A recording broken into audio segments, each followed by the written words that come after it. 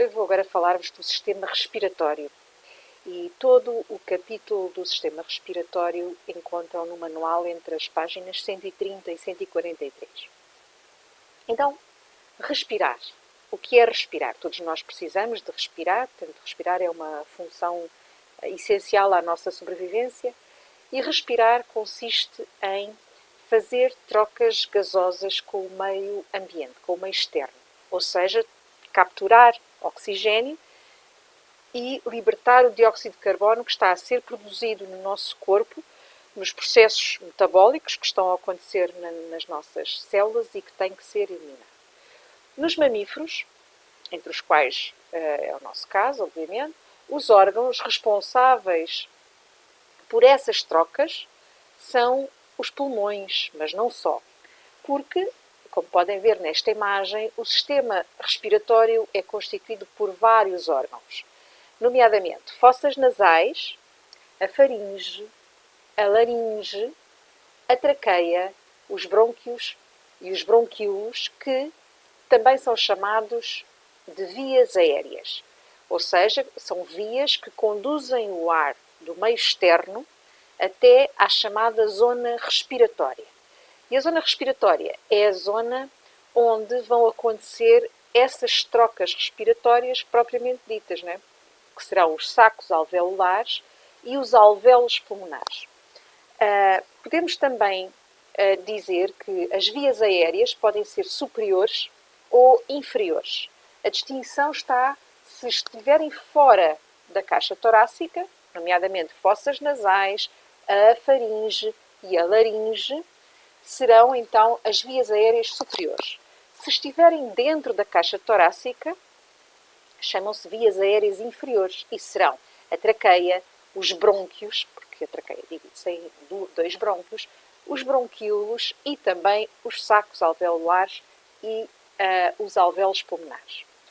A dividir a caixa torácica do abdômen temos um músculo, que é o diafragma. E o diafragma é o músculo responsável, ou é um dos músculos responsáveis pela respiração, para ajudar os movimentos respiratórios, como iremos ver mais à frente.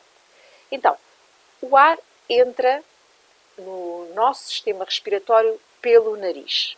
Podemos respirar pela boca, mas como verão, é de todo conveniente respirarmos pelo nariz. Temos duas aberturas, que são as narinas, que comunicam com as fossas nasais, que são duas cavidades que estão separadas por um septo, que é o septo nasal, e que estão revestidas por uma membrana pegajosa, que está coberta de muco e de pelos. E o ar, ao entrar nas fossas nasais, é aquecido pelo sangue que circula nesta zona, nos capilares das paredes desta membrana, é filtrado de impurezas que existam pelos pelos e vai ser umedecido pelo muco que existe então nessa membrana. A seguir, o ar passa para a faringe, onde existem as amígdalas, que, como vimos, vão interceptar e destruir micro-organismos patogénicos que consigam entrar. Entretanto, da faringe, o ar passa para a laringe. E na extremidade superior da laringe, da laringe, existe a epiglote. E vejam, por favor, na imagem, a epiglote é uma estrutura que impede que os alimentos vão para as vias aéreas quando nós engolimos. Portanto, ela está levantada, mas no momento em que engolimos, ela baixa e tapa o canal respiratório, de forma a que o alimento passe para o esófago. A laringe, além de ter este papel importante da epiglote, também vai participar na emissão de sons, não é? Porque o ar, quando nós expiramos o ar, através da laringe, vai provocar a vibração de duas membranas, que são as cordas vocais, e vai haver emissão de som. Portanto, isto também é importante, é mais uma função do sistema respiratório. Então, o ar passa depois da laringe para a traqueia. Ora, a traqueia possui também lá dentro um muco que vai também aprisionar as poeiras e as bactérias que tiverem conseguido passar, que ainda não tiverem sido agarradas por outras estruturas, e vai devolver às fossas nasais e à boca, por ação de cílios. Portanto, nós temos as paredes da traqueia estão cobertas por células que têm cílios vibráteis, que vão levar de volta essas impurezas de volta às fossas nasais e à boca. Para além disto, a traqueia é um tubo formado por anéis de cartilagem, anéis cartilaginos, mas são anéis incompletos. São entre 16 e 20 anéis. Ou seja, os anéis não são fechados, portanto, são abertos. E são abertos na zona onde a traqueia está em contacto com o esófago. E isto é importantíssimo, porque se assim não fosse, se nós tivéssemos anel também em contacto com o esófago, sempre que a engolíssemos, o alimento, o bolo alimentar passa pelo esófago, iria estar a encontrar atrito e obstáculo em cada anel da traqueia. Portanto, seria um processo bastante doloroso. Agora, o fumo do tabaco, e vou já falar-vos disto, o fumo do tabaco inibe o movimento destes cílios, dos cílios da traqueia, e até pode acabar por destruí-los, o que vai fazer com que essas poeiras, essas bactérias, não sejam facilmente, e muitas vezes não são de todo, devolvidas às fossas nasais e, portanto, facilmente são alvo, são causa de infecções. Depois, a traqueia vai dividir-se em dois brônquios, em dois tubos, que vão encaminhar o ar para os dois pulmões. Não é? E, por sua vez, os brônquios vão dividir-se em canais ainda mais pequenos, chamados bronquíolos, até chegarem aos alvéolos pulmonares, que estão mesmo na extremidade dos brônquios. Nos alvéolos pulmonares é que se vão dar as trocas. Então, os brônquios e os bronquíolos já são formados por anéis cartilagíneos completos. Aqui já não há a questão do contacto com o esófago, portanto, eles já são completos, são anéis fechados. E estão também revestidos internamente por células ciliadas. Também têm os tais cílios e também por células que produzem muco.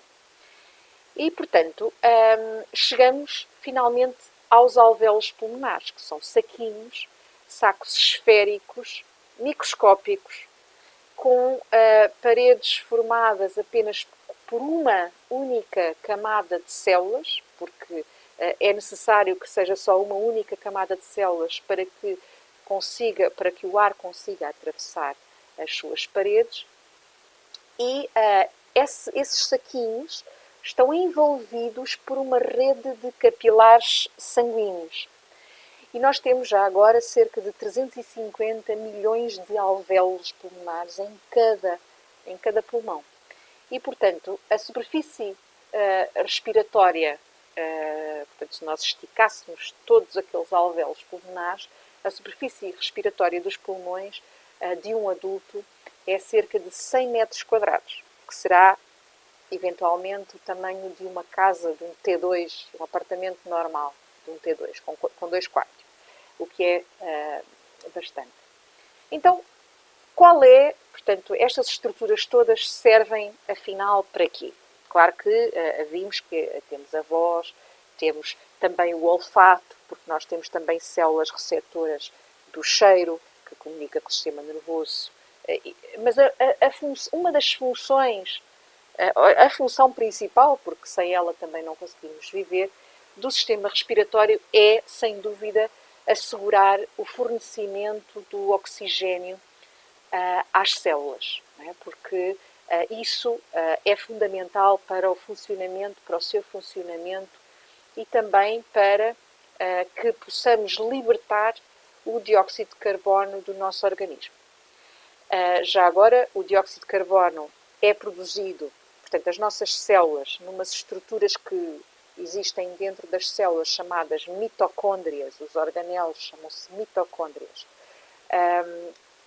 A glicose, que já demos, não é? A glicose C6H12O6, vai, com a presença do oxigênio, vai ser partida e vai gerar uma molécula de energia, que já agora chamamos de ATP, é uma molécula de energia química que as nossas células já conseguem usar para depois para fazer as suas atividades normais, mas nesse processo vai libertar, além de água, vai libertar CO2.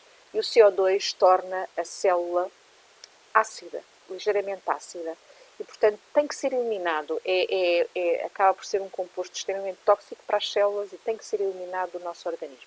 É o sistema respiratório que é responsável